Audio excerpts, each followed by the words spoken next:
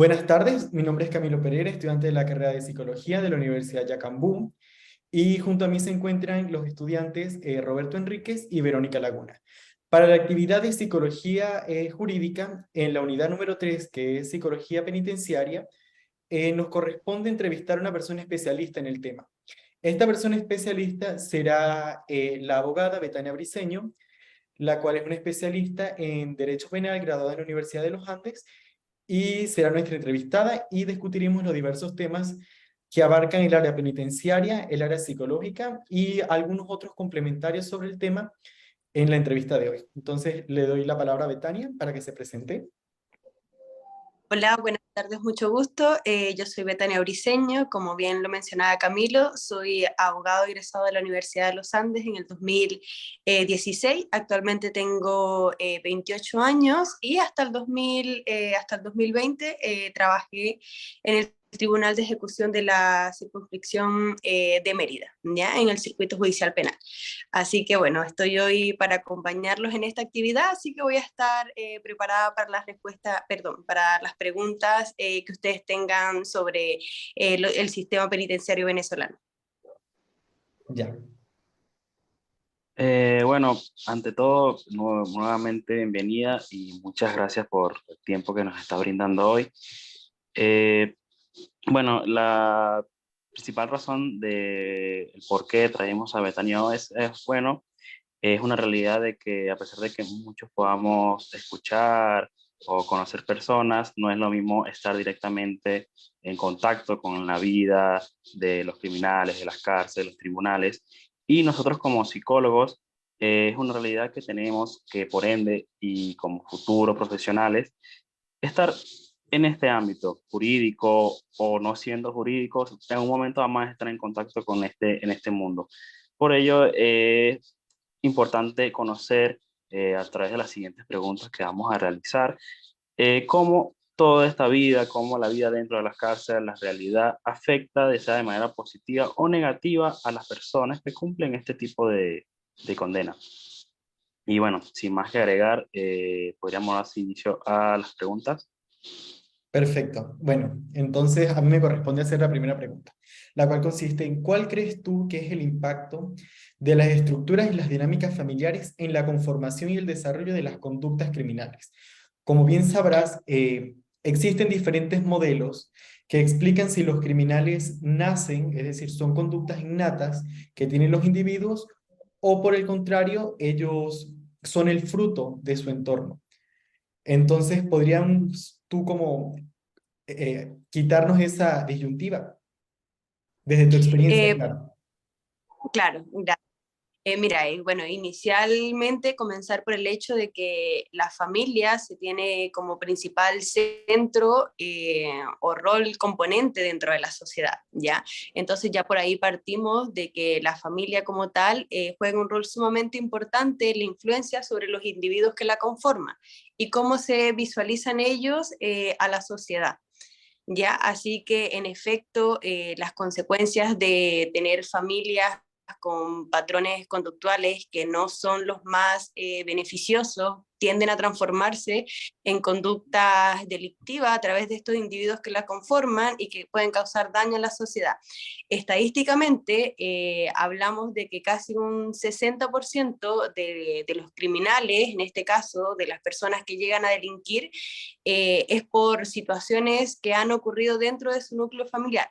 Pero también tenemos otro porcentaje que no podemos tampoco ignorar, que es también que a pesar de que podamos tener buenos valores, a pesar de que podamos formar parte de una familia que está estructurada de la forma normal como lo concibe la sociedad y de que te ha entregado todas las herramientas para ser una persona que aporta a la sociedad, aún así hay personas que deciden delinquir. Esto igual desde el estudio del delito como tal, nosotros sabemos que igual hay un porcentaje de la población que nace también con esta necesidad de causar daño a la sociedad y que es inherente a esta persona.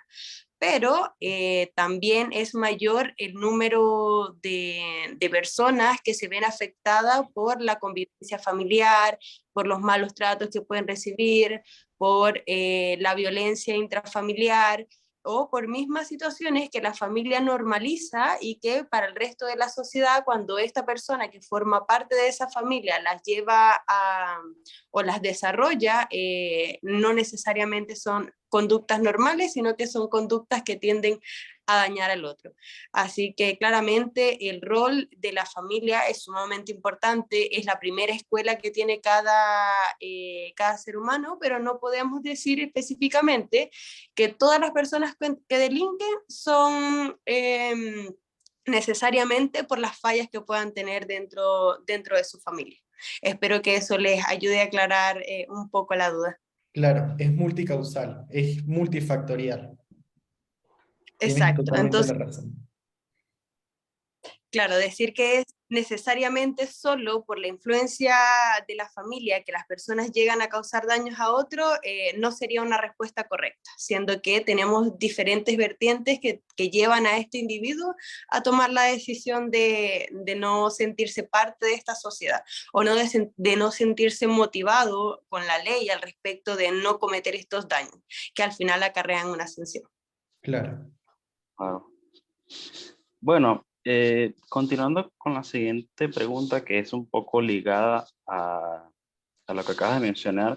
Si bien dijiste que una pequeña parte eran los que tenían como cierto deseo de delinquir, pero que la mayoría era por cuestiones de problemas intrafamiliares y todo eso.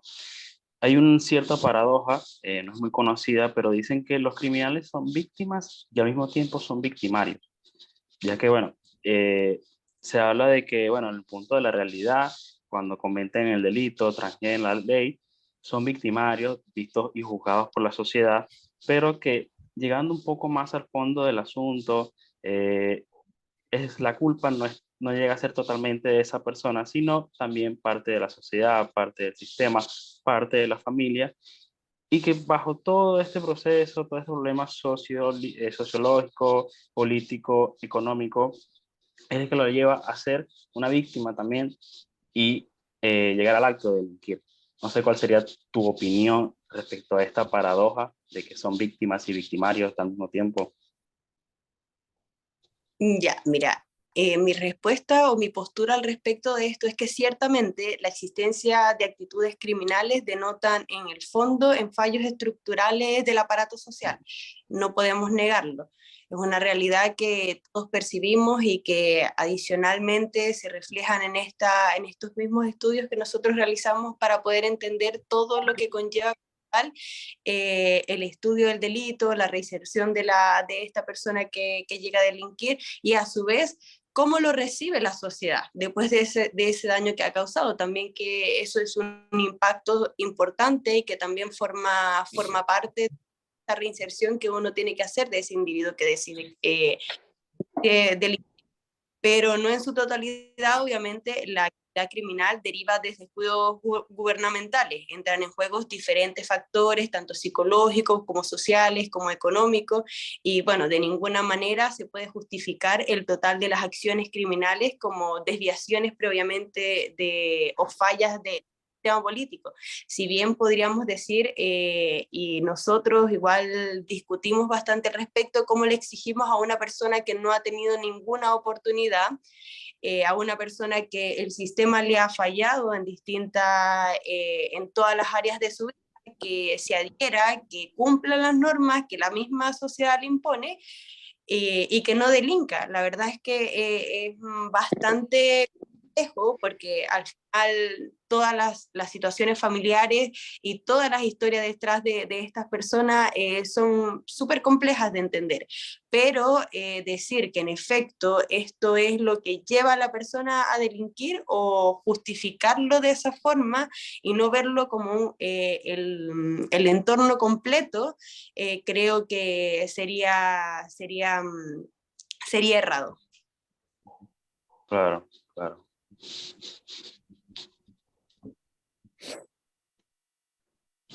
Verónica. Ok. Bueno, la siguiente pregunta es de la situación en Venezuela en las cárceles. Todos hemos escuchado acerca de esta, de la situación en las cárceles y otros recintos penitenciarios. Entonces, nosotros queremos saber, de acuerdo a su experiencia en el área, ¿Cómo funciona el sistema penitenciario desde adentro? O sea, realmente es cierto lo que cuentan de los planes, la existencia de jerarquía definida y también el desarrollo de actividades delictivas dentro del propio recinto. Queremos saber al respecto. Ya, mira, en efecto hay múltiples fallas que se pueden visualizar en el sistema penitenciario, comenzando con los retardos procesales, con los hacinamientos, la carencia de servicios básicos, la presencia de armas y drogas. Son situaciones que no podemos esconder o ignorar al respecto de lo que se vive en los centros penitenciarios. Realmente es una realidad súper difícil porque vamos viendo cómo incluso patrones delictivos se van formando dentro de las mismas cárceles, y por eso hablamos ahora de PRANE, un concepto que está como muy relacionado y que si lo buscamos en otras partes no encontramos ninguna definición al respecto de eso, sino que son situaciones que han nacido desde las cárceles venezolanas. ¿Ya?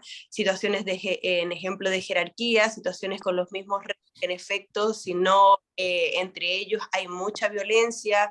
Asimismo, si no pagas por el cuidado, por el espacio de estar dentro de la misma cárcel, también puedes ser víctima de otros delitos ahí dentro. Así que realmente es difícil, y a pesar de todos los mismos intentos igual del gobierno de humanizar un poco más, de realmente lograr este rol de enseñanza, de cuidado, de decirle, oye, te equivocaste, le hiciste daño a la sociedad, pero te voy a dar la oportunidad de educarte, de enseñarte cómo funciona esto para que tú puedas ingresar a esa sociedad, insertarte como tal y ser alguien positivo.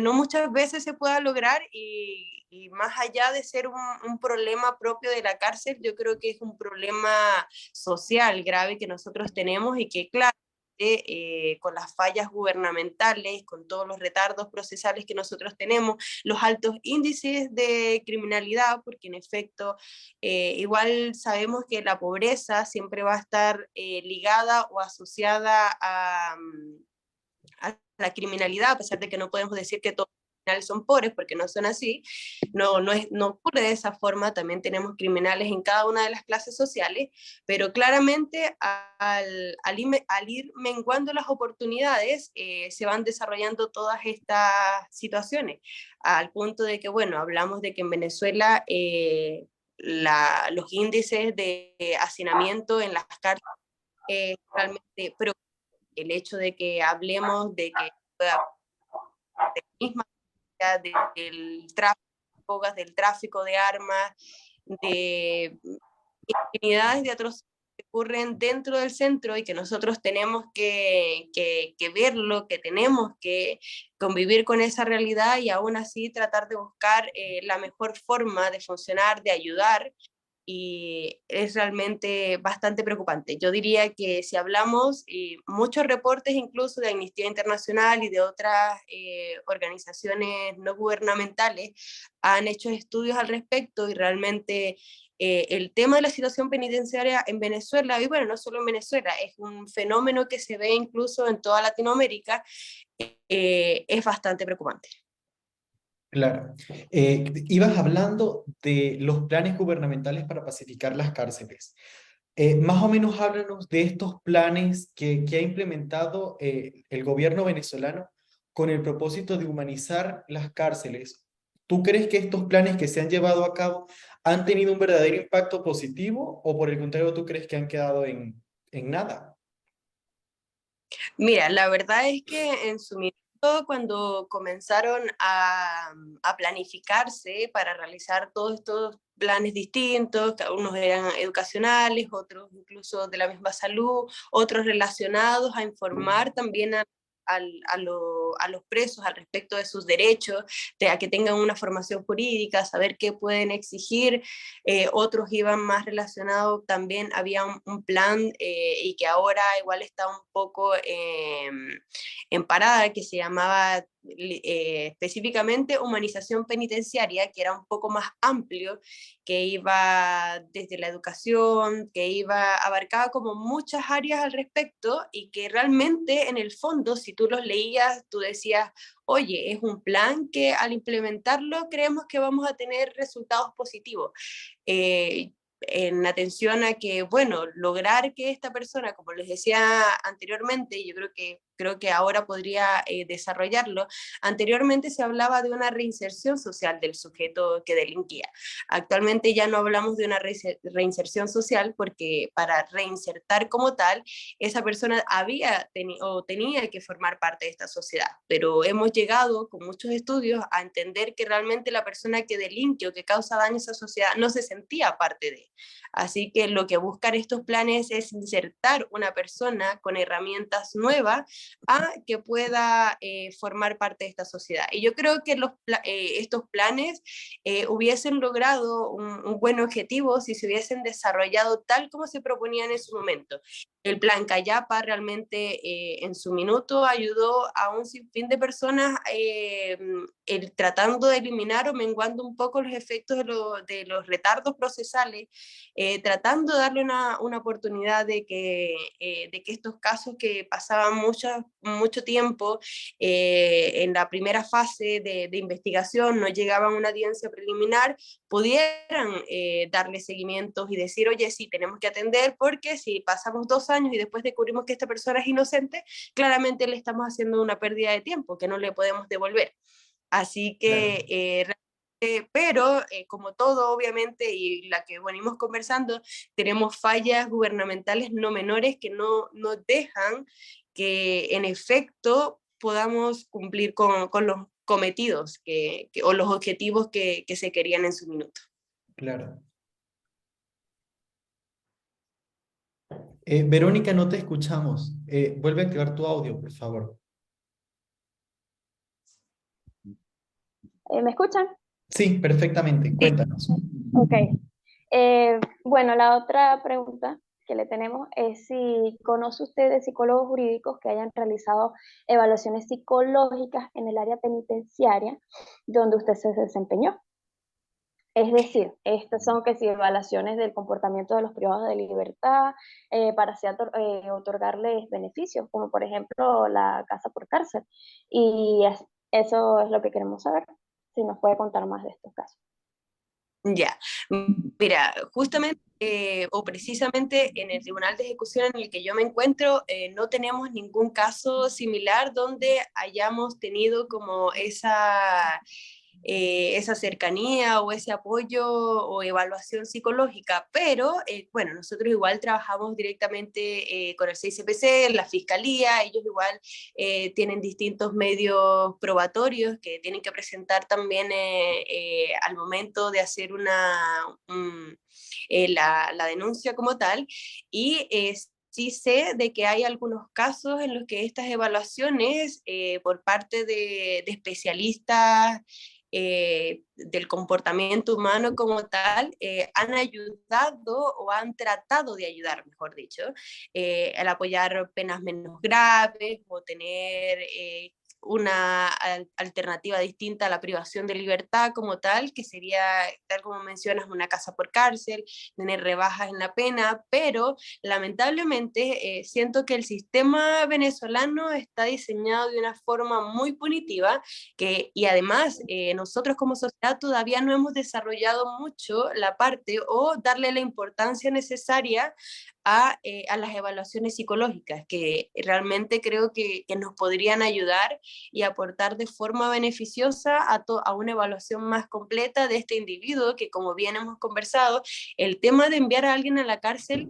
si bien sancionarlo por el daño que hizo a la sociedad, también es invertir en ese ser que al final va a terminar igual insertándose nuevamente a la sociedad. Es mostrarle que tiene más herramientas de ayuda, es mostrarle que tiene otras oportunidades y no simplemente sancionarlo, ¿ya? Y así obviamente también quizás cambiaría un poco la perspectiva que tiene la misma sociedad de cuando una persona sale de la cárcel, también lo denigra un poco, porque conoce todas las fallas que tiene el mismo sistema penitenciario. Entonces yo creo que es un conjunto de muchas cosas que todavía estamos dejando por fuera y que lamentablemente no tenemos mucho apoyo para desarrollarlos. Sí, es muy Claro. importante el área psicológica, muy importante como lo menciona. Eh, no sé si alguien tiene algo más que aportar a la entrevista de hoy. A mí me pareció muy completa. De verdad que estoy muy agradecida por todos esos conocimientos que nos acabas de brindar. Sí, yo también pienso lo mismo que Verónica, de verdad. Muchísimas gracias por ayudarnos con esta actividad y muchísimas gracias por brindarnos tu conocimiento y tu experiencia que tuviste a lo largo de los años que trabajaste en el Poder Judicial, de instruirnos y de brindarnos, abrirnos las puertas a este conocimiento. Muchas gracias a ustedes por la invitación. No, gracias a ti. No, muchas gracias. Gracias. Chao, hasta Gracias. luego.